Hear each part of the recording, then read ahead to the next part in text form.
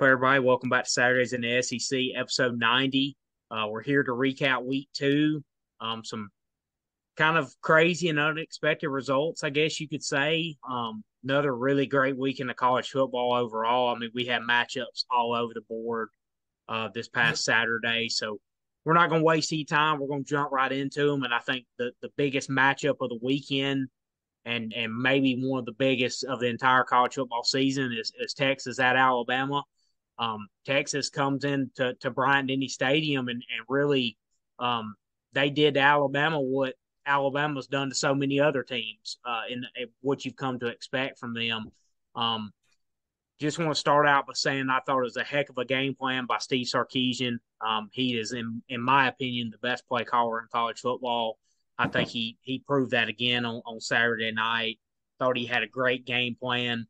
Thought he obviously they took their shots down the field, but I thought he did a good job of getting the ball out to the perimeter, getting the ball out of Quinn Ewers' hands as quickly as he could. And really, they Alabama just didn't get much of a pass rush all night. I think the few times that they did affect the quarterback, he would make a bad throw. His feet would be a little rushed and the ball would sail on him, but it was few and far between of times that happened Saturday night. A lot of times he had time to throw the ball down the field. I've mentioned many times how Sarkisian gets his guys on great one-on-one matchups, whether it's a safety in the slot, mismatches for his tight ends. I think he is just so special at doing that, and he's done that really his whole career as an offensive mind. I was just really impressed with the game plan he had. But I think the biggest overall takeaway for me is Texas defensive front. I knew they were good coming into this game, but they were even better than I expected. And outside of the first part of the game, Alabama just really couldn't run the football very much. And I think it got them out of their game plan. Obviously you look at the game as a whole, and it's pretty easy to see the difference in the game. It was two turnovers for Alabama on two interceptions by Jalen Milroe, and Texas didn't turn the football over. Alabama had 10 penalties, and when you make those kind of mistakes against this kind of football team, you're not going to win very often at all. Um, Obviously, there was a lot of problems in this game for Alabama, but those were two of the main things. When you lose the turnover battle, you have too many penalties and more penalties than the other team. You're going to lose more often than not, and that was the case. But I thought the biggest thing was the offensive line couldn't get much of a push on Texas, but I think a little bit of that pertained to Texas not really respecting Alabama throwing the football. There were so many defenders in the box a lot of the night that Alabama hit some deep shots down the field, but they didn't hit the intermediate and short passing game enough to make Texas really respect it.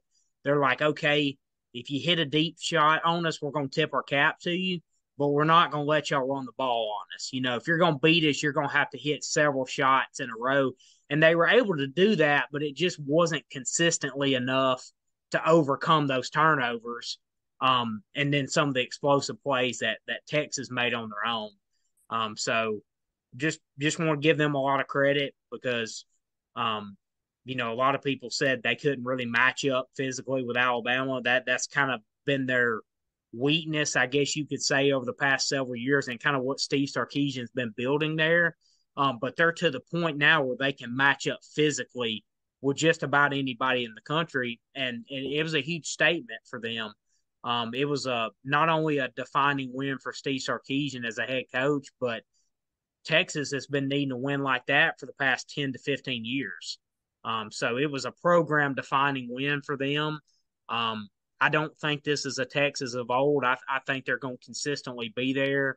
I think he's building not only a team, but he's building a program and a foundation that's going to be able to sustain and last going forward. I don't think this is a one-hit wonder necessarily.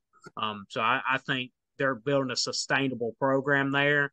And I think they're going to be a college football playoff contender. And people kind of thought that, but they were a little hesitant because they haven't seen it yet. But I think everybody and the entire nation saw it Sunday night that that they're for real and they're going to be a team to deal with the rest of this year and going forward.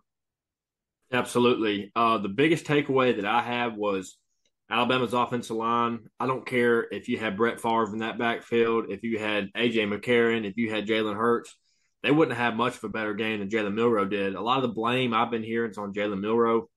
I think a lot of the blame deserves to go to the offensive line. They really didn't give him a whole lot of protection much of the night. A lot of the plays were turned into positive plays because there was Jalen Milroe in the backfield and he was able to escape and make plays with his feet and extend plays and find guys open downfield. But also Alabama's defense, man, Quinn Ewers he had plenty of time in the pocket all night. I mean, there was rarely consistent pressure brought on him. He picked apart the defense. I mean, the Alabama's defense let their Texas's receivers get over the top of them over and over again. That's one of the first times I've seen that in quite some time for an Alabama defense to let guys get over the top of them and not really bring. They brought pressure, they just couldn't get the pressure to the quarterback.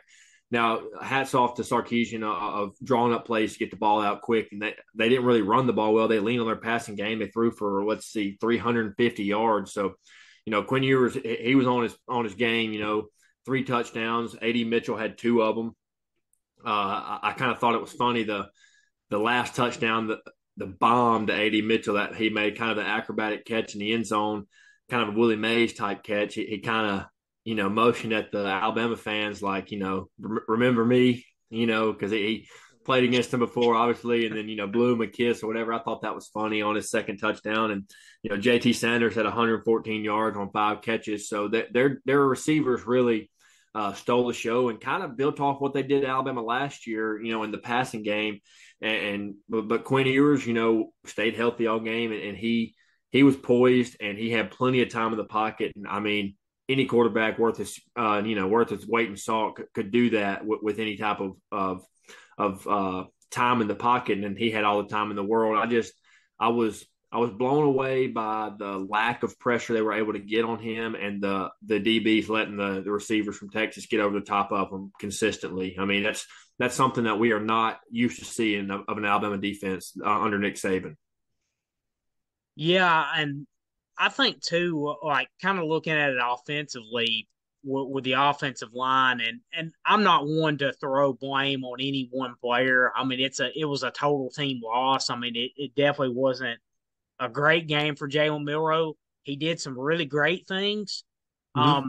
I thought there was a couple times where he had a little bit of time, and I did sense a little nervousness in the pocket, Yeah. kind of like in the A&M game last year, where there was times where he felt a little bit pressure, but it really wasn't there that much. And there was one time specifically where there was a little bit of pressure, and instead of kind of escaping to the left or right, he kind of stepped right into the guy's arms Yeah, he and did. got Yeah. sacked. And I just the snaps have been an issue in the first 2 games, and I don't know if it's something with the cadence with Milroe or it's just I don't know exactly who it's on. I mean, obviously between the center and quarterback, there's some kind of miscommunication there with the cadence.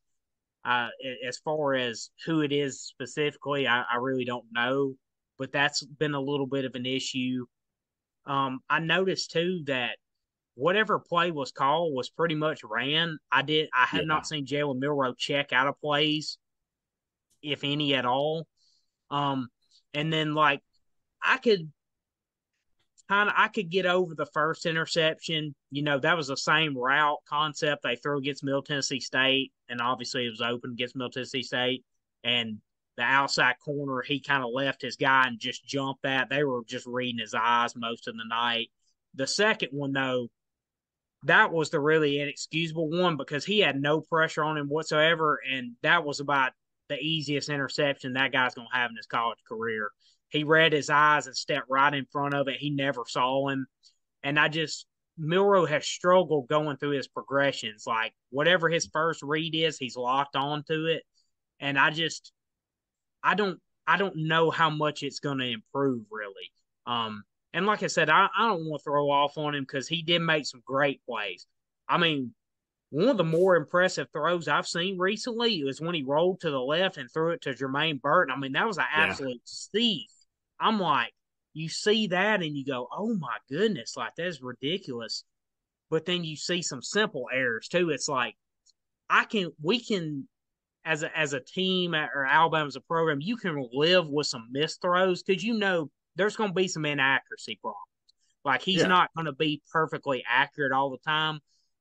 You just cannot have those easy, careless type of turnovers, especially deep in your own territory, because that handed Texas 10 points.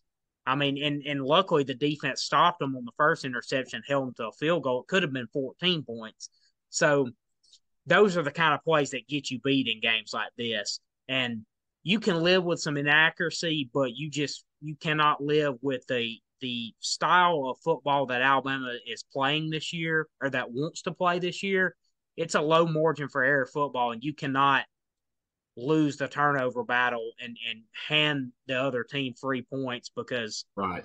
to be honest, if that continues to happen, they're going to lose multiple games because with the way the clock rules are, especially possessions are a little more limited. Like once it got to the fourth quarter, it's about 10 minutes to go in the game. I'm like, well, we're down 10 points, and I'm like, we're only going to get 2 more possessions. So unless we stop them quick, we're not going to even have a chance. And that's what happened. They converted a couple first downs late, and that was all she wrote. Yeah. Um, so I think turnovers are even more critical now because you're not getting the same amount of plays that you typically would. Um, so yeah, with the style of football they want to play, you got to protect the football. I'm curious to see kind of how they play this quarterback situation. I mean, you got to think the leash is shorter now, certainly. So they've got a lot of problems to fix. The good news is it's week 2, but the bad news is there's quite a few issues that need to be fixed. Even with the defense, giving up some big plays against Texas, I'll be honest, I'm a lot higher on them than I've been the last couple of years because I really like the way they pursue the football. I mean that there was some hitting going on Saturday night. Even they gave up some big plays, but they were rallying to the football. They were delivering some hits. I didn't see as many mental errors as you've seen in the Mm. past, and even some of the deep shots they did hit, I thought were pretty well covered. A Yeah. couple that they hit, um, but yeah, that's kind of my thoughts overall. There's a lot to be corrected, but the good news is everything's still in front of them that they want to accomplish. But it's definitely going to be a lot tougher now because that margin for error is gone. Um, and hopefully, I don't think you need a wake up call in week 2, but I think they realize now just how many problems need correcting, and we'll see how they respond. I would expect them to come out and play well Saturday, and then we'll just kind of see how this quarterback situation shakes forward. I do think they have the pieces on the offensive line to get better. Caden Proctor, I thought some of the dropbacks, and I didn't think Alabama used the quarterback run or play action like they needed to. I thought there was a lot of dropbacks, especially once they were down in the game. And I think that put some pressure on a young left tackle and Caden Proctor. Didn't see a lot of help going to his side. So I do think they have the pieces there to be a lot better. But it's going to take some time, and there's a lot of problems that need to be corrected. But I'm interested to see how they adjust and improve going forward. Yeah, and I don't I don't think it's time to hit the panic button at all because since 2009, Saban's worst season is 10-3. He's won double digits every single year since 2009. So they're going to find ways to win football games. They're going to find ways to improve. There's never been an Alabama team that got worse throughout the year, in my opinion. They may have lost a game later in the year, but that doesn't mean they got worse.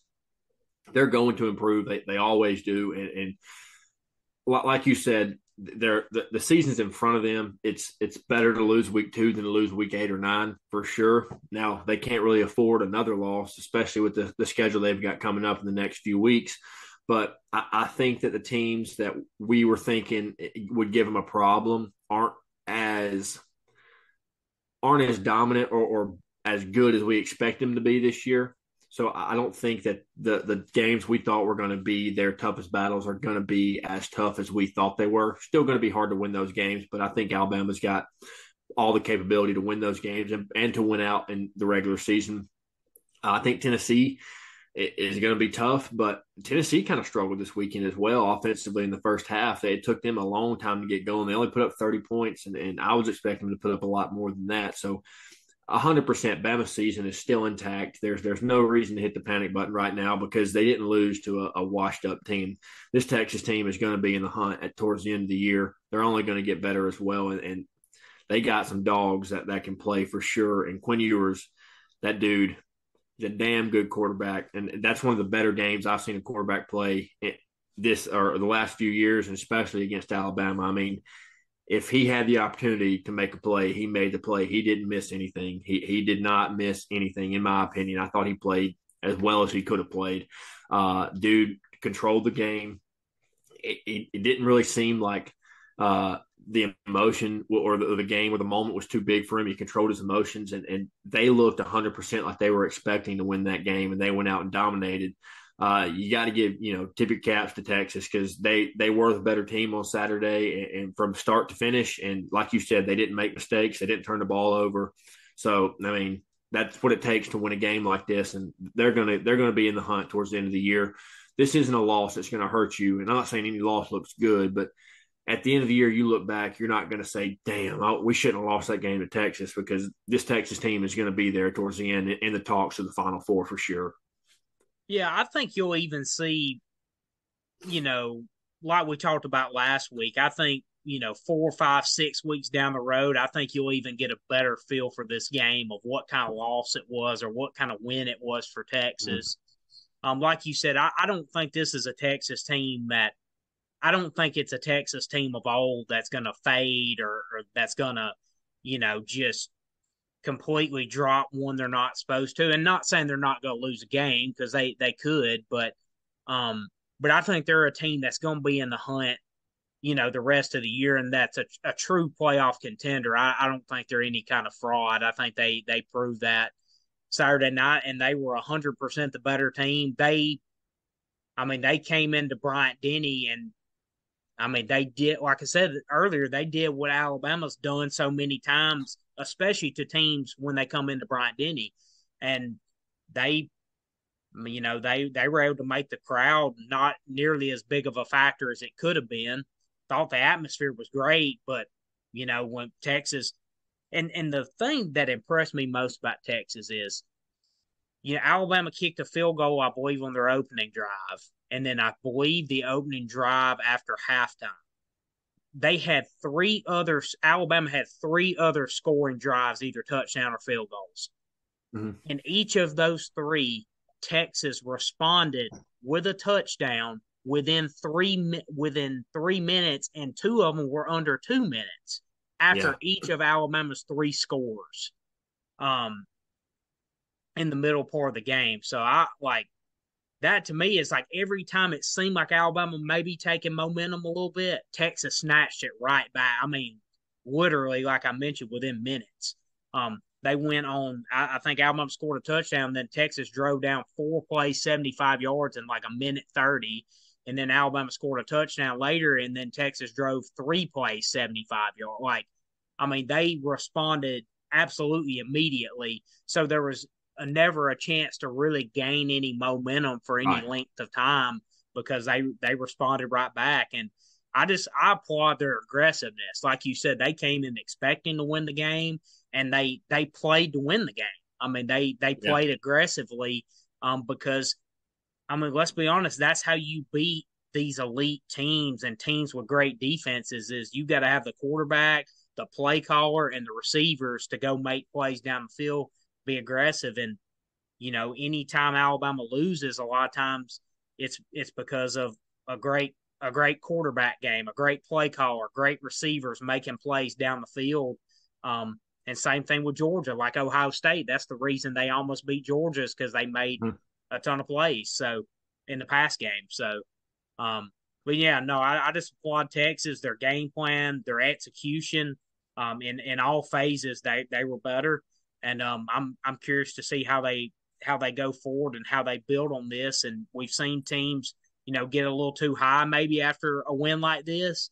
I don't expect that with them, but you never know. So I want to see kind of how both teams respond to this, and I think you'll get even a better gauge of this game, and from both perspectives, here in further on in the season. Yeah, I think you're right when you're talking about the way they answer. Because me and my roommate were talking on the way or during the game. It's like when Milroe hit Jermaine Burton with the touchdown that gave them their first lead of the game. Mm-hmm. So up until that point, Alabama had been playing probably as bad as they could play, and they were still in the game, and then they were quote unquote playing bad, and then they finally took the lead from them.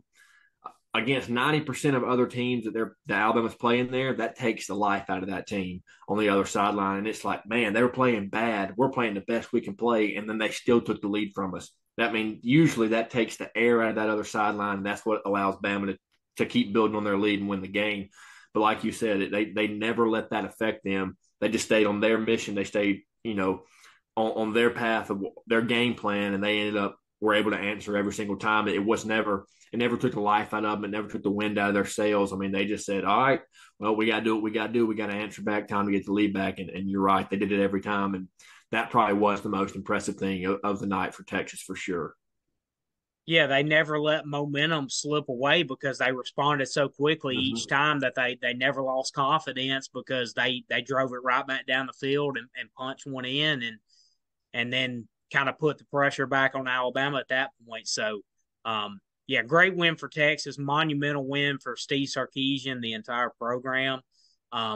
It was a game they desperately needed, a statement win like that because, I mean, really, it's been at least 10, maybe 15 years since they've had a win like that.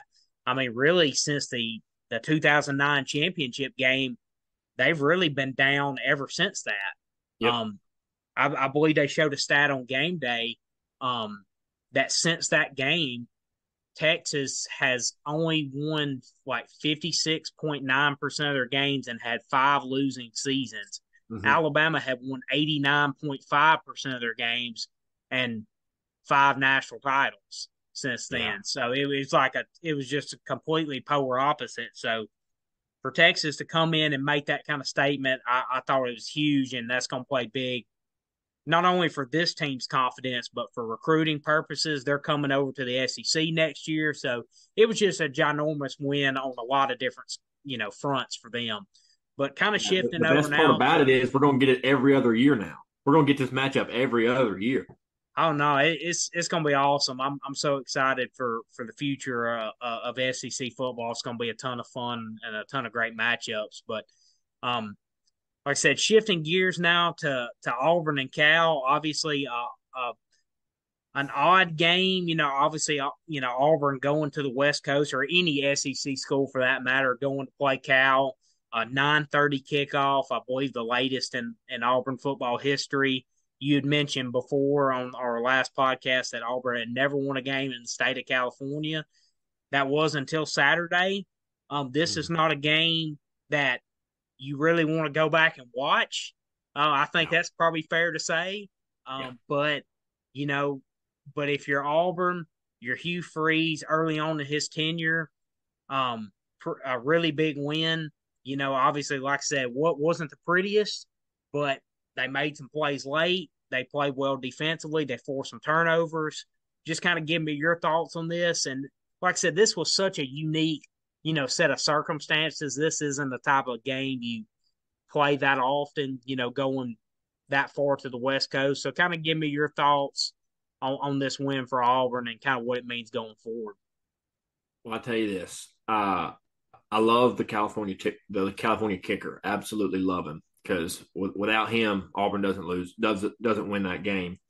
And also, if I'm a California fan, I'm pissed the hell off right now because they should have won this game based off Auburn's first drive. 4th play of the game, or 3rd play of the game, one of the two. Peyton Thorne's running out to the sideline, tries to stretch the ball to get a little extra yardage. Arm gets hit. Ball pops up to the DB for Cal, and he takes it back to the house. Luckily, the ref thought that Peyton Thorne was out of bounds, so blew the ball dead or blew the play dead before Cal could advance it to the end zone. And neither player was out of bounds, so that should have been a touchdown off the rip for Cal, and that would have been all she wrote. And that they would have won 17-14. Luckily, they didn't. Praise the Lord. But man, it was just sloppy. But the defense, what we thought or what I thought was Auburn's weakest point of their team was their defense and their rush defense. They were lights out. I mean, Eugene Asante, I believe he had 13 tackles or 12 tackles. Let me go look this up. He had 12 tackles, 9 solo, a He was sack, all over the place, man. Like and he was two, unreal. two tackles for loss. I mean, the dude won Defensive Player of the Week for the SEC this week, well deserved. I mean, he was lights out.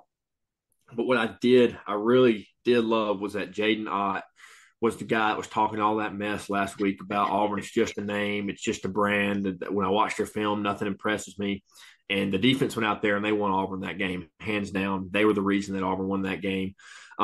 You get Sam Jackson in there on the second or third drive of the game, and he played the rest of the night. That is one of the most electric players I've ever seen. I hated watching him Saturday, but the dude is electric. He kept plays alive. He was dynamic with his feet. But when California had, I think it was like 30 plays inside or on Auburn side of the field, and they only came away with 10 points. So the defense absolutely stacked up and was able to make plays when it counted. So hats off to the defense. And then listening to Hugh Freeze post game, I thought the offensive line did not play good at all. And he said opposite. He said the offensive line played fine. He said they really only had one blown coverage or one blown protection. He said the problem was that Auburn was setting the wrong protection. So that goes back on the quarterback. He's got to set the right protection. So that's the reason that they were really all over the quarterbacks all night, really couldn't get anything going. And the turnovers, man, our running backs could not hold on to the dang football. We had a 5-play drive that we were actually driving down the field. We were going to punch it in. I mean, that drive, Auburn was picking up chunk after chunk. And then Damari Austin fumbles the ball. And then what drove me nuts was late in the game. It was Auburn's next to last drive. They're driving down the field. Jarquez Hunter gets the ball punched out of his hand, but I mean, it was close. He may have been down, may not have been down. They reviewed it. Obviously, he wasn't down, but it was so close in the time that it happened. But no whistles were blown. Nothing was getting reviewed. It was like 4:28 on the clock or something like that. When you see the other team get up with the dang ball, and the referees aren't saying that it's a fumble, get your ass back to the line and snap the ball. Don't give them any chance to go to the dang review. Well, Auburn sits there with 4:28 on the clock, looking at the dang sidelines. They go to snap the ball with 4:01, or it might have been 4:24 on the clock, whatever. With 4:01, they blow the play dead, and they go to the review booth, and it turns out that Auburn fumbles. Why are me and my two roommates, who are not college coaches, don't know half the stuff that Hugh Freeze does, hollering at our TV? Get to the line and snap the ball. And our guys are just looking at the sideline, like, and then they go and they blow it dead and they go review it. And guess what? Turnover. So as Jarquez, you got to say, hey, man, let's go. Get to the line. I don't care if we snap it and knee it. I don't care. Don't give them a chance. We just stand there. If Auburn would have lost the game, it would have been on Hugh Freeze 1,000% right there, because why is he not telling them to get to the dang line? I don't care what the refs are saying or not saying. Get to the line, snap the ball. Don't give them a freaking chance. That drove me nuts. I went berserk after that. When it happened, I mean, I was screaming at the top of my lungs, saying a few choice words. But all in all, they came away with a win, so I was happy. It was ugly. It wasn't, by no means what I was expecting at all. I thought the offense was going to control the game. I think Auburn's longest drive was like 6 or 7 plays. Like I said, a couple of them that looked good were cut short from fumbles. I mean, threw a couple picks. Peyton did not look comfortable at all. I didn't really understand the interchanging with Robbie and Peyton consistently. I mean, there was a couple of times where he would take Peyton out on second down. He'd bring Robbie in there, call a timeout, take Robbie back out there, and hand it off. I'm like, what are we doing? Had to waste a couple of timeouts because changing the quarterbacks in and out, ran the play clock down, didn't have time to get the play in. It's just there were some things that were really ugly and just, frustrating. But all in all, Auburn came away with the win. But hats off to the defense. Eugene Asante, for Prez, MVP for sure, won us that game. But I mean, offense has got to get much, much better because Auburn came away with 94 passing yards. Peyton Thorne was 9 of 14. Robbie Ashford was 1 of 3. And then they had 136 rushing yards. I do agree with what Hugh Free said post game. He said if Auburn doesn't, have turnovers and fumble the ball, they probably rush for 200, 250 or more. I agree with that because both times that we fumbled the ball, it was on sustained drive we were building on and we were getting things going, and you just immediately momentum just taken away from you because you turned the ball over. So there's a lot of things to build on. Thank God Auburn's got Samford this week, and it's not going straight into Texas A&M because there's lots of things they need to work on offensively to get drives going and sustain some drives. Because obviously against UMass, it's UMass. I mean, they ain't no more UMasses after this week. I mean, we got Samford, and then the rest of the time it's on till the week before the Iron Bowl. So it's time to figure some things out. And obviously, week 2 there's some things to be ironed out, but offensively got to get better. But Ron Roberts and his blitz packages were phenomenal. He had pressure on the quarterback majority of the night. When he sent pressure, Auburn got there and made it count. So I enjoyed it. Obviously, it was very frustrating and nail biting, but those were what makes the games fun, all in all. But Auburn controlled the run a lot better than I expected them to. But man, offensively, they got to get something going. Yeah, I think, especially as I mentioned earlier, with this being year 1 of Hugh Freeze, and that's just one of those games where you're like, you have those games sometimes where it's like it's ugly, like there's just no flow to it really, but it's just like one of those. It's like, okay, let's get a win and get out of here. Like, let's kind of get Yeah, past this. It's late, it's West Coast, like we've flown all the way out here. We do know that Eugene Asante doesn't get jet lag because he was ready to play. no, Um, I saw some Auburn fans comment like, "Is Eugene Asante the only one that wants to win this game?" Like yeah. because, but Every single play, it was number 9, number 9, number 9, number yeah, 9. he was everywhere. I mean, like you said, he was the leading tackler by a large margin. And as you said, won SEC Defensive Player of the Week. So yeah, he was everywhere. Yeah, there's not much more you can say really. It was just one of those type of games that happen from time to time where you're just like, hey, we did what we need to. It wasn't pretty, but we got the win. We kind of move on from there, and um, so yeah, I look for them to build on that and be a lot better next time out. You mentioned they've got Samford and then A&M after that, and that kind of leads us into A&M here because I tell you what, it was this A&M Miami game was a huge statement type of game for both teams. I think Yeah. both coaching staffs needed it. I think Jimbo definitely needed it more. Obviously he's further along in his tenure than Mario Cristobal is. Mario Cristobal was looking for a signature win and he got it. Um, and Jimbo Fisher coming off last season, it was very critical for him to get off to a fast start. And look good doing it too. After last season, and offensively was not a problem for them Saturday. I was very, very surprised at how bad their defense Yeah. played. They did not tackle well at all. Tyler Van Dyke, he actually Went trademarked nuts, dude. Tyler Van Dime.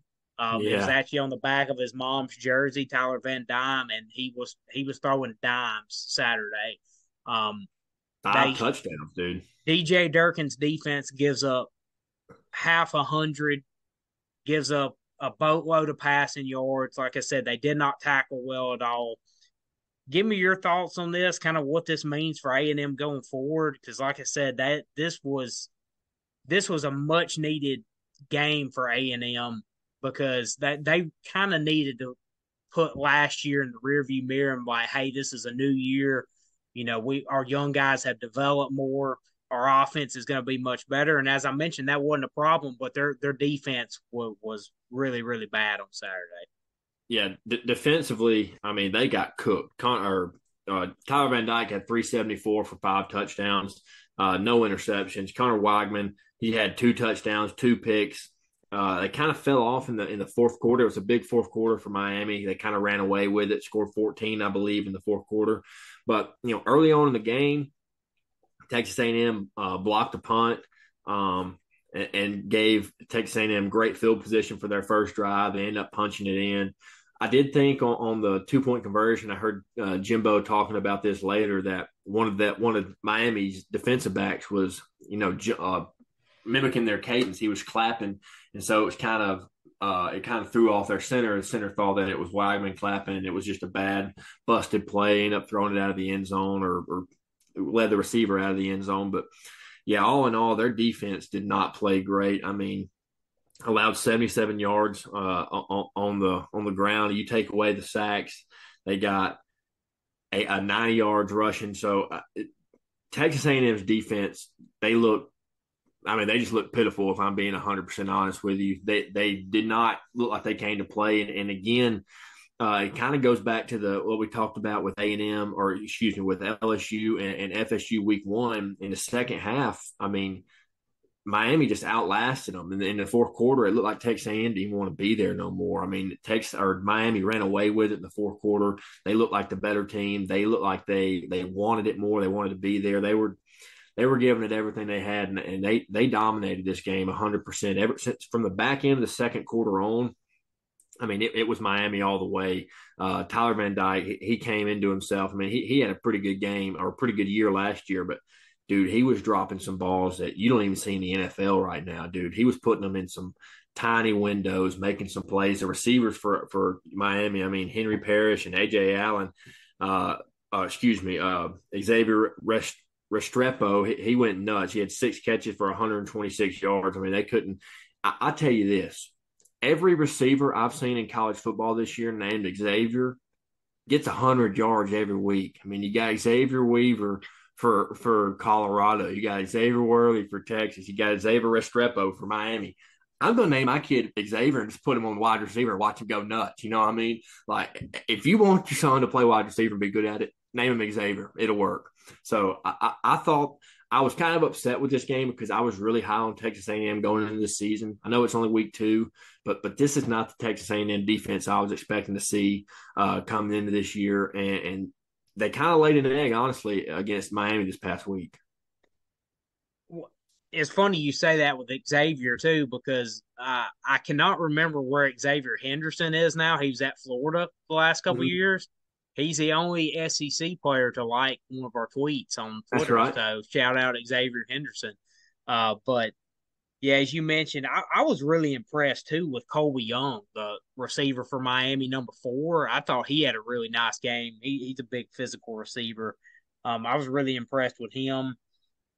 Just overall, and really Miami, their offensive line was terrible last year. They totally overhauled that unit. They didn't run the ball well, but they were able to give Tyler Van Dyne some time to make throws down the field, and as we mentioned, they carved up this A&M secondary. Like I said, in the second half, especially the tackling, what really surprised me. They just did not tackle in space at all and gave up a lot of yards after the catch. So that really came back to haunt them. So yeah, I want to see how this A&M team responds. Like, is this a team that's going to be able to overcome adversity this time, or is this a team that's going to kind of spiral, from this point on, or maybe not, be as good the rest of the way? I'm really curious to see how they bounce back as they get into conference play. But yeah, this definitely puts a lot more pressure on Jimbo now, because this was a game like they needed to be undefeated going into conference play and get off to a good start this first half of the season and alleviate some of that pressure a little bit, because but now the hot seat has been turned right back up. But yeah, I just want to see how they respond and kind of how they fix their tackling defensively, because defensively it's kind of been the strength of their team the last several years. Their offense has really lagged behind, and that wasn't, even though they had a couple turnovers, that they still moved the ball really well. Yeah. And Weigman's the So truth. yeah, he is. I'm really impressed with him. I think they're going to be fine offensively overall. They've got really good skill guys that we've talked about a bunch, and um, but yeah, I want to see how they respond to this because this is kind of a gut punch and one that was unexpected. I mean, I didn't expect Miami to hang almost 50 on them. If you would have told me, hey, A&M's going to score 33, I would have felt pretty good about their chances to win. So, um, we'll see how they respond from this. And um, we talked a little bit about before we start recording, but the SEC, man, it's been a rough go, a rough Mhm. start to this year. The SEC's been, I think, mediocre is being pretty kind, to be honest with you. You look at the non-conference games, the major non-conference games. You know, LSU loses to Florida State. Florida loses to Utah. Alabama lost to Texas. Texas A&M lost to Miami. I mean, at this point, the biggest wins in the conference are, you know, what Ole Miss beating Tulane, which we're fixing to talk about. Auburn beating Cal. Um, there's one other one I can't remember off the top of my head, but um, yeah, it's been a pretty rough go in some of these marquee, non-conference games. We'll see kind of how they turn around, but some teams that have taken some pretty bad losses early that we didn't expect, and quite a few of them by double digits. So um, we'll kind of see how the league as a whole bounces back as we get into conference play. I would expect some improvement. You got to think LSU is going to bounce back. A&M certainly has the talent to bounce back. And same with Alabama, even though they've got some problems to work through, but they're certainly capable of improving pretty vastly. So, but kind of getting into this Ole Miss Tulane game, um, pretty pretty good struggle through the first half, 3 quarters of this game. But I thought Ole Miss really stepped up big, especially defensively in the second half. I've been really impressed with how Jackson Darts led this offense. Where there was a lot of conversation and throughout camp, like would he be the starter for this team? You bring in Spencer Sanders and Walker Howard. Um, I think me personally, I underestimated what a year in the system would do for him. I Yeah. really thought Spencer Sanders would start. You expect a guy that's got, 3 years of starting at Oklahoma or 3 or 4 years of starting at Oklahoma State. I thought he would probably be the guy, but hats off to Jackson Dart. Um, he won the job in camp. He kept it, and he's showing you reasons of why he's the guy. So, kind of give me your thoughts on Ole Miss and what you start from. I thought it was a really solid W for them over a top 25 Tulane team. Absolutely. I mean, we talked about it at the end of last week's podcast. Tulane's a damn good football team. They're not your average, American Conference team. They came in, they were winning at halftime, up by a touchdown at halftime. They ran the ball well. I mean, they ran for 110 yards and threw for 230. But I figured Ole Miss would outlast them, and as long as they stayed in the game, I figured they would be able to wear them down and take it away at the end. And they had a big fourth quarter, scoring 20 in the fourth, but one thing that kind of worries me for Ole Miss is, man, that that run offense is supposed to be one of the best ones in the SEC, and Tulane kind of held it, for most of the game. I mean, Quinshon Mm-hmm. Judkins only had 48 rushing yards, and he's the back in the SEC. Their next leading rusher was Jackson Dart with 41 rushing yards. That kind of shocked me. It's like their offensive line couldn't get a push. Now, again, I understand this Tulane team. Like I said, they're really good. That defense is really solid, but I was shocked at the lack of rushing ability that Ole Miss had. Jackson Dart, he played great, 267 passing yards with 2 touchdowns, but it's like they couldn't get anything going. They couldn't build a great amount of momentum throughout the game until way late in the game. I thought that they should have taken away with this game after halftime. I thought that was going to be a wake up call, them being down. And, they stayed in it and they kept chipping away. But I think that they're going to struggle this year if they can't find a way to get a push on the offensive line, because this Tulane defense is not the best defense they're going to play this year. And if they're wanting to lean on the run game the way that Lane Kiffin wants to lean on that run game, they're going to have to change something drastically, because 18 carries and 48 yards for Quinshon Judkins. That's not going to cut it when you come to SEC play. No, I agree with you. That's definitely something they've got to be they've got to get going and be kind of the focal point of their offense because I think they have a quarterback and a receiving core that can complement that very well. But the running game has got to be the focal point of their offense, and the whole offense kind of operates off of that. I'm impressed with some of their wide receivers as well. Trey Like I Harris said, got hurt. I think this is an offense that can be really balanced. Um, but as you mentioned, this is definitely a run game that's got to get going, and once they get into conference play, they got to be able to have balance. And Mm-hmm. you know, 48 rushing yards, your leading rusher Quinshon Judkins, that's not going to cut it once you get into SEC play. They've got Alabama here in 2 weeks in Bryant-Denny.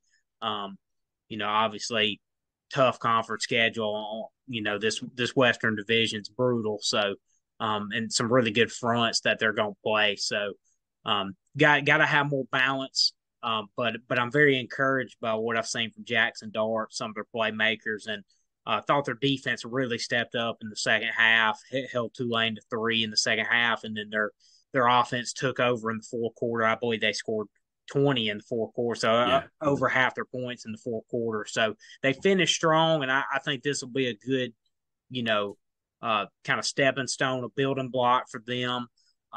They've got Georgia Tech this week, who's a sneaky, pretty good team. Haynes King's over there now. I Yeah. was pretty impressed with Georgia Tech's offense week one when I watched them. Um, and I think Haynes King's going to have a pretty solid year over there. So that's definitely a game to be careful of this week. Little early bet pick for you. I took Georgia Tech to cover. It's 20.5. The line. I've actually got Georgia Tech covering that. I think they're going to keep it close. So that's going to be another good, a sneaky, good test for them this weekend before they really get into conference play. Absolutely. They're going to have to do something different because, like I said, that rushing game is what they're going to lean on. It's their bread and butter. And if they can't run the football, they're going to be in a world of hurt come here in a few weeks. Yeah, I would expect them to, be able to kind of get that going a little bit more. Like I said, it's going to be critical this week, and obviously, going to Tuscaloosa to kick off SEC play. Obviously, you got that's a game they're going to have to be really balanced as well. So another team I want to talk about a little bit is Mississippi State that we haven't touched on a ton yet in the regular season. Thought they had a gutsy win over Arizona. This wasn't your typical Arizona team. I think Arizona is better than a lot of people give them credit for. This Mississippi State team forced a lot of turnovers. Kind of a weird game because Arizona dominated the time of possession. I think Mississippi State. I'm gonna pull up the numbers here real quick, but let me see here. Yeah, Mississippi State only had the ball for 12 minutes and 36 seconds in this game. Arizona had it for almost 34 minutes. I mean, it was just That's kind of an crazy. odd game from that perspective. As I mentioned, Mississippi State forced 5 turnovers. So you win you're +4 in the turnover margin, you're going to come out on top. This game still went to overtime. Um, and one thing that's funny, it just shows you a changing of styles here in Starkville. But when's the last time that number one, a Mississippi State running back had 24 carries and then went for over 120 yards? It's been it's been a little bit since that's happened. Yeah, and Will Rogers only had 17 passing attempts, not 45. Yeah. Um, and I love to see the balance there, but I think kind of looking back on this, um, I think going forward they'll put the ball in Will Rogers' hands a I mean, little you bit got more. to. It's his Um, offense. You got to. yeah, and obviously I love the fact that they're balanced now, and I think that's the way for them to go. I mean, to really be a high level successful offense, you need to have balance. I mean, obviously the air raid's been very successful, but I think Zach Arnett's seen like, hey, this is the way we need our football team to be, and we want that balance offensively and to be able to control the line of scrimmage a little bit more. So, but On the other hand, you want you want Will Rogers throwing the ball more than 17 times. So I would expect that number to go up a good bit this Saturday against LSU, and kind of leading into our previews because, like I said, this is really the obviously kicking off SEC play for both these teams. I'm really excited for this game. This is a 10-point line. LSU's favored by 10 coming into Starkville. Um, I've already went ahead and jumped on Mississippi State plus 10. I think this is going to be a really uh, close game. Um, as I mentioned, in Starkville, you've got a more balanced Mississippi State team. Um, I think you saw some weaknesses from LSU in that Florida State game. That how Mhm. Florida State was able to be physical. This is a veteran Mississippi State team, so I think there can be some chances for them to match up physically with LSU. Um, so I'm really excited for this matchup. We've seen some great games between these two teams, and I think we're due for another one Saturday. Yeah, I was going to say the same thing. I like Mississippi State plus 10 for sure, just for the sole purpose that we saw what a good passing offense can do to that LSU defense in week one with Florida State. I don't think I don't think Mississippi State has the horses that Florida State does, but they definitely got the quarterback that can toss it around the yard. I think LSU probably pulls this one out, but I don't think it's going to be by double digits. I think Mississippi State keeps it close, and it might be a barn burner come the fourth quarter with these two teams. But I think Mississippi State finds a way to keep it close, and hell, they might find a way to pull it off. It being in Starkville with them damn annoying cowbells going off every freaking second of the day, but. I like Mississippi State plus 10 for sure, but solely because of their passing offense and the ability that their quarterback has to throw the ball around. Yeah, I'm with you. I do love the plus 10. And I'm actually pulling up our week 3 schedule here. Not obviously this isn't one of the better slates of the college football season. Kind of looking a little look ahead to week 4. Week 4 slates loaded nationally, Mm-hmm. especially too. Um, I'm super pumped for that, and that's when we really start getting into SEC play week 4, week 5. But couple intriguing ones though. This 11 a.m. kickoff in Starkville too. So that anytime you go on the road, 11 a.m. road game. LSU um, struggled with that a little bit last year. 11 a.m. kicks. They got beat by Tennessee at home. Was a rough game. They had that road trip to Fayetteville that they barely pulled out. So these 11 a.m. road games, especially, are always tough. And then when you're going against a veteran team like Mississippi State that's got a really good quarterback, and now balance offensively, it's going to be a recipe for a tough game. So I'm expecting that, and I'm really excited to see both these teams match up. Kicking off SEC play. Couple other really good ones as well. We haven't talked much about Missouri. They pulled out a close one against Middle Tennessee State. They've got a huge home game this week against Kansas State. Um, that I'm would be a hammering big. Kansas State minus 5. Yeah, I do too. I like K State in this game. It would be a big statement if Missouri could find a way to win this game. It is in Columbia, which will be helpful, but I just don't know if they got enough firepower offensively to pull off this against Kansas State. I mean, this is the defending Big 12 champ. I think K They beat the State's brakes off of overrated Troy overall. last week. Say that one more time. I said they beat the brakes off of Troy this past week. Yeah, they're a really good team. I think they're overrated overall. Um, yeah, I think that's going to be a tough one for Missouri. So I'm leaning K State there to win that one. Another one I'm really intrigued with is the Florida Tennessee game. Yeah. I want to see how Florida bounces back. After a rough game against Utah, it's in the swamp. Tennessee's offense really hasn't got clicking yet. So, um, I mean, I definitely expect Tennessee to win this game, but I'm not convinced it's going to be maybe as decisive as we think, or No, they maybe struggled this past week. maybe nationally as people think. People are probably saying, "Nah, Florida doesn't have a chance," and I don't think they win, but I'm just I just expect more out of Florida.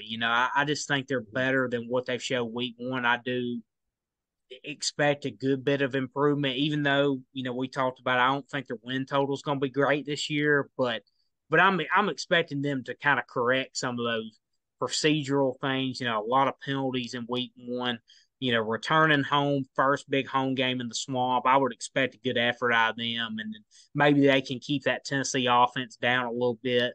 Um, like I said, they haven't really got clicking yet, and it's Tennessee's first road game of the year as well. So I'm interested in that. It's a night game as well. And then looking ahead with Ole Miss, Georgia Tech, we touched on a minute ago. I think Georgia Tech can kind of keep that one close. I think that's a pretty good test for Ole Miss. And then Arkansas and BYU. This was a crazy game last year. Yeah. I believe Arkansas won 52-35, so it was a high scoring affair. Arkansas did what they needed to last week, but it wasn't a great offensive showing for them. I actually Yeah. took Kent State plus 35. They were able to cover that pretty comfortably. So I would expect a better offensive game from Arkansas this week, especially considering they, had some great success in this game a year ago. Yeah, and I'm also looking forward to the Georgia South Carolina game. I think this is going to be our first real test to see what Georgia is this year. They've kind of had two quote unquote glorified scrimmages the first 2 weeks. Nothing they can do about that. They can't really control that. But this week, we're going to really see what Carson Beck's made of. And we know what that Georgia defense is. I think this is going to be one of their better ones under Kirby. Saying a lot with what we've seen the last 2 years. But I'm excited to see what we're going to get from Georgia this next week facing South Carolina. And I want to know, is this going to be the South Carolina that's played the last 2 weeks, or just going to be the South Carolina that played the last 4 weeks of the last year? So if Spencer Rattler can come out here and start dropping dimes and playing lights out, Georgia might have their hands full with this South Carolina team. It is good that it's at home. It's in Athens, so that favors Georgia, obviously. But Georgia's a 27.5 point favorite. I don't know if that's too much, but I don't know that they're going to beat them that bad. I think South Carolina's got something for them. I feel like South Carolina is Georgia's kryptonite the last few years. They beat them in 2019, or it might have been 2018, whatever it was. But I feel like South Carolina always plays Georgia closer than what's expected of them. Yeah, I'm interested in that game. I think the one thing that just really worries me with South Carolina is if the offensive line can hold up. Yeah. If they can hold up and give him some time, I think there could be some plays to be made because they obviously Spencer Rattler's a really good quarterback. They've got good weapons on the outside. So I think there could be some plays to be made. I'm just not convinced the offensive line's going to give him enough time. And that's what, if South Carolina's offensive line was better, or maybe they will, maybe they'll come out and be better this week. But man, after watching what North Carolina did to them, I've got to see it. You're right. But I'm with you though. I mean, I think if that is the case, and even if they're just okay, just give him a little bit of time to make plays. I think this could be closer than the line indicates, but I've kind of got to see it from them. This Georgia defensive front is just, man. I mean, they're just so dominant. They're so stout. It's just, man, I worry for Spencer Rattler on Saturday. I mean, that ball better be hot. Unless they've just vastly improved in a week or two, and I'm not convinced they are. But as you mentioned, they've played them tough in the past when the matchup probably wasn't very favorable for them. So you never know. They certainly have the playmakers to be able to put up a good fight. But if they do, it's going to be because that offensive line played much better than they have so far. 100%. I want to get into some bet picks. I took Tennessee -7. The line is down to 6.5 now. I took Penn State -14. They're playing Illinois. Illinois, I don't think that they got anything ready for Penn State. Penn State's been on a roll. They absolutely thumped Delaware this past week. I know it's Delaware, but they beat them, I believe, 66-7. This Penn State team's rolling. Like you said early in the year, you think they're a potential Final Four team. Then I also like Tulane -11 going against Southern Miss. We know what we think about Tulane. I've talked about them several times on this podcast. They're a really good football team. And Southern Miss, they got absolutely humiliated by Florida State this past weekend. Florida State covered that -31.5 by a large margin. So those are the three that I'm going with right now. I might lay Colorado again against Colorado State. The last time I looked at the line, it was 22.5. Not really sure how I feel about that one quite yet, but if I had to guess, I'm probably going to lay Colorado, lay their spread by the time Saturday rolls around. Yeah, what about it, man? Game day going to be at Colorado State, man. It's amazing the kind of buzz they've been able to generate here in the first couple weeks. I mean, over under 3.5 wins. They're already at 2. They only won one game last year. And as we said last week, I continue to be thoroughly impressed. I mean, obviously Travis Hunter, we know what kind of player he is, but Shador Sanders, I mean, every time I see him, I'm impressed more and more by his poise, his accuracy. He's got a rocket for an arm. Yeah, this guy's a really, really good quarterback. And then I'm just overall impressed with the weapons. You know, Jimmy Horn Jr., Tavares Dawson made some great Yeah, plays against man. Nebraska. So they've really, it's not only just those two guys, Shador Sanders and Travis Hunter. They've got other really good weapons and players around them. And then I continue to be impressed with their offensive line, especially from kind of what my expectation would be for them. You know, obviously bringing that many guys into the, in through the portal, you just don't know how certain positions are going to shake out with that many unknowns coming in. Even though they brought in a bunch of talented guys, but kind of having all those guys gel together is a pretty big And challenge. So, Nebraska's defense is good. They were consistently getting pressure with 3 or 4 guys. They would bring 5 every once in a while. Most of the time they were bringing 4 guys, and they were getting pressure. But then Colorado kind of settled in the second half, started nixing that and giving Shador a little more time. But when Colorado goes and faces these teams that are a little more stacked and have a little more talent and depth, like Oregon and USC, they might have their hands full with keeping Shador clean back there.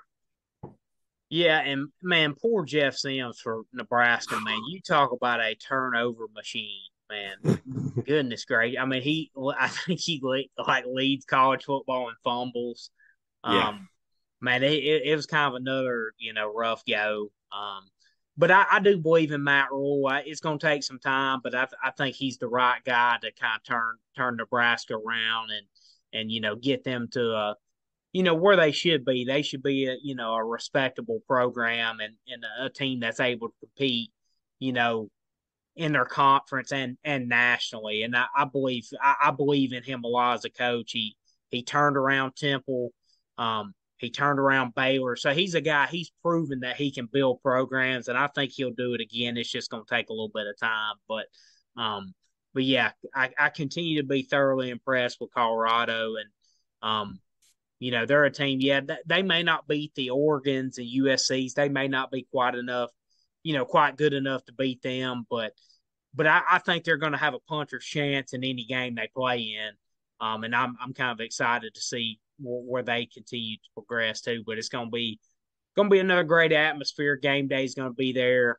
That if they can get this win and get to 3-0, that's going to set up a huge showdown with Oregon. Absolutely. Next Saturday as well.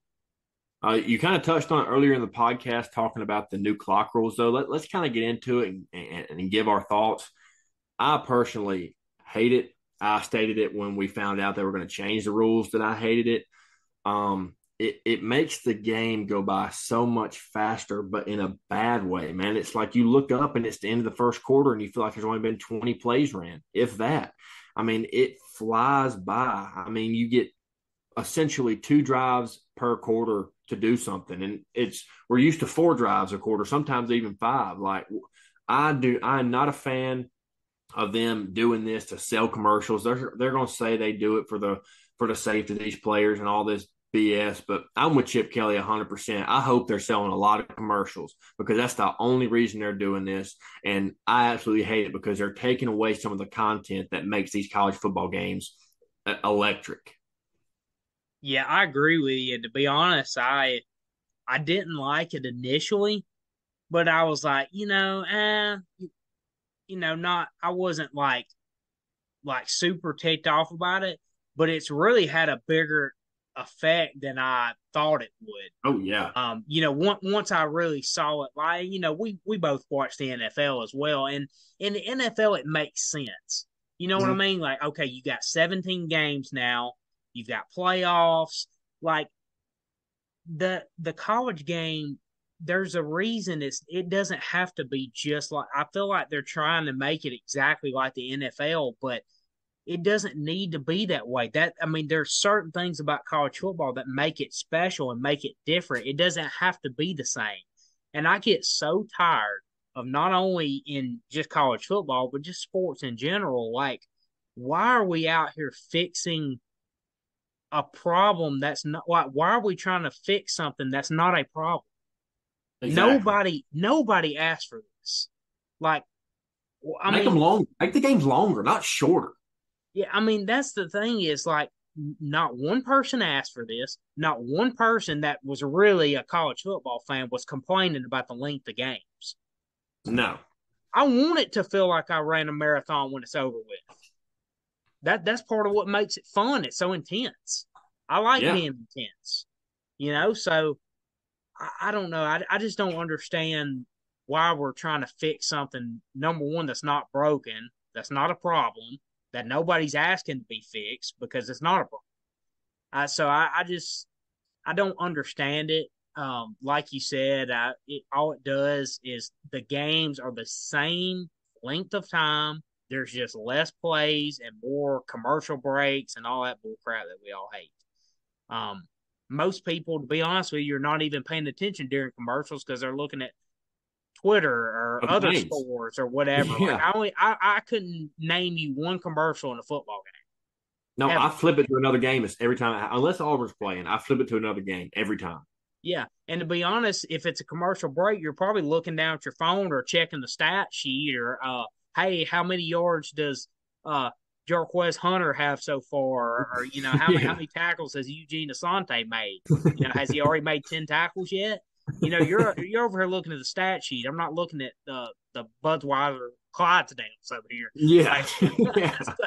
I don't know, man. I hate it even more than I thought I would, honestly, because I'll be honest, and I'm one that tries to be like a little open minded, like not overreact too much. But I guess once I've seen it in action, now I'm like, yeah, this is I hate it because it's not one of those small subtle changes. Like it's No. very noticeable to people who watch college football and like ourselves.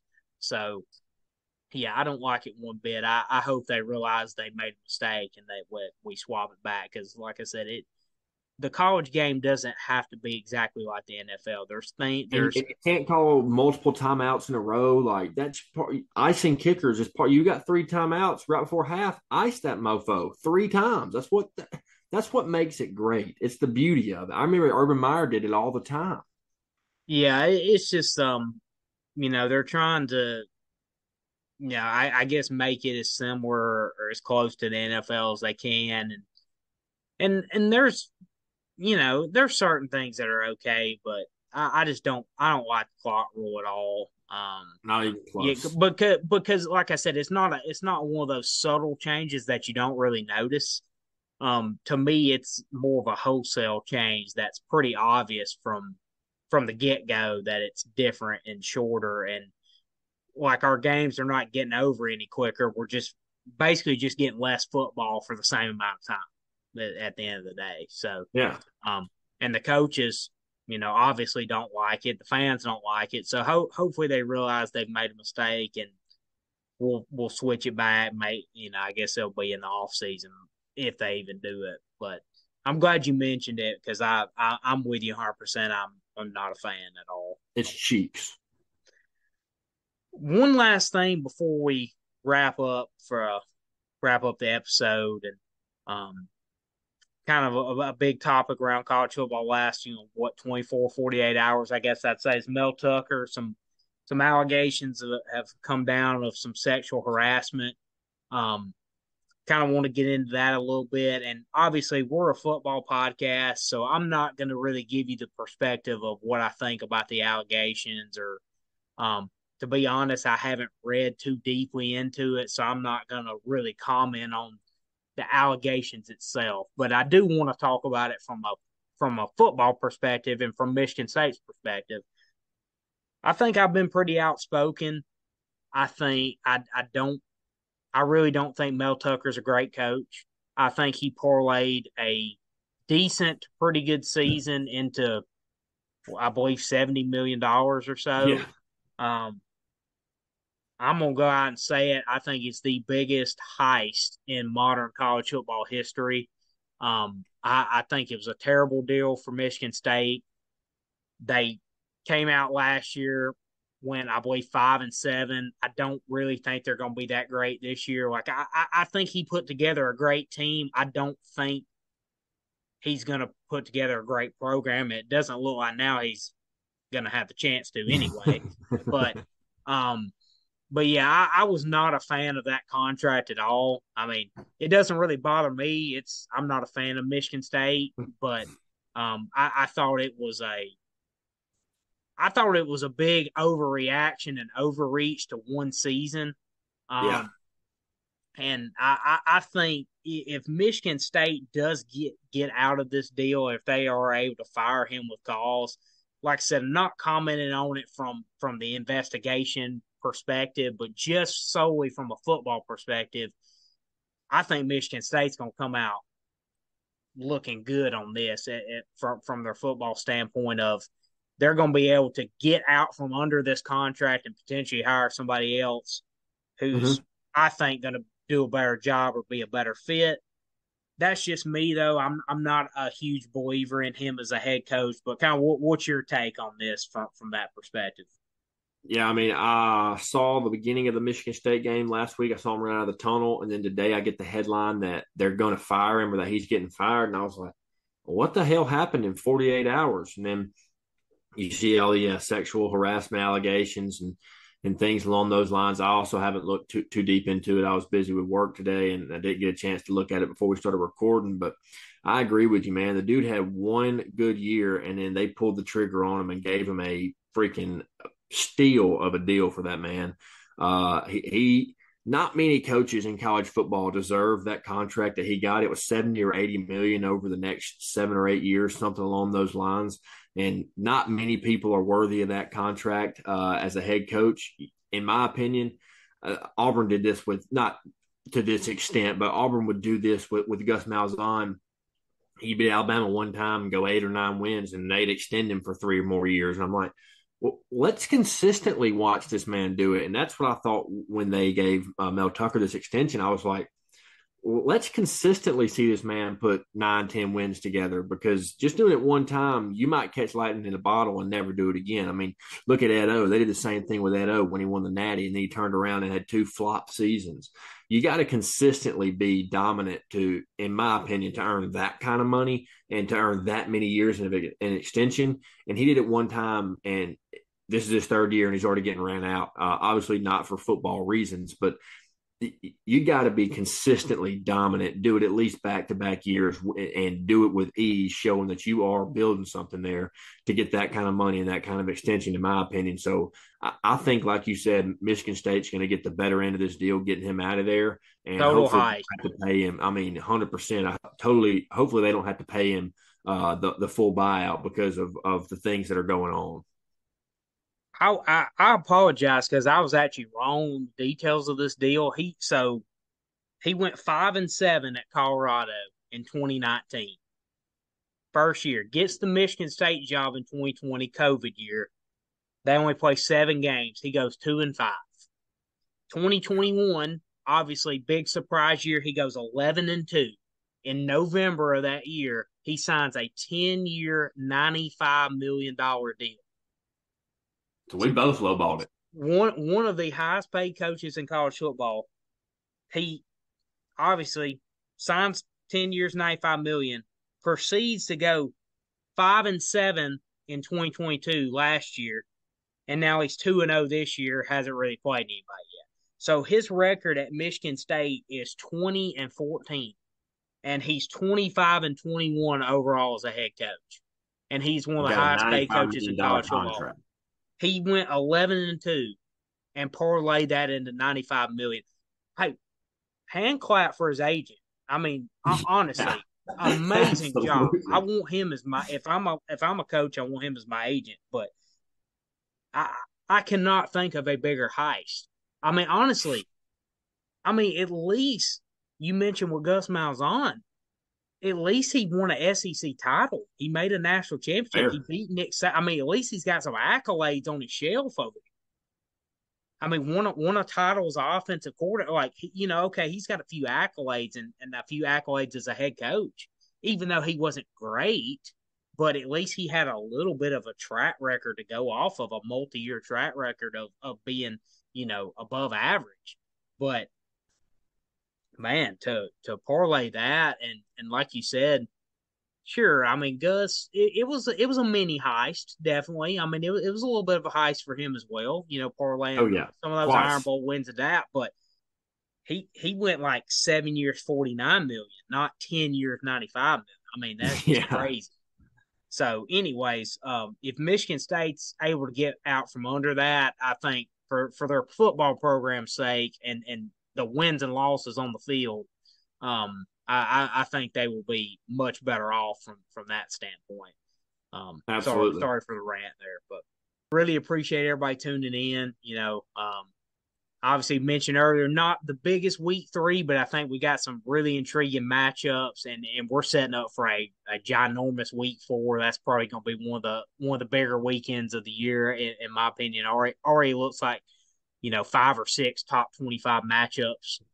So got some really intriguing ones this week. Got a ton on the horizon.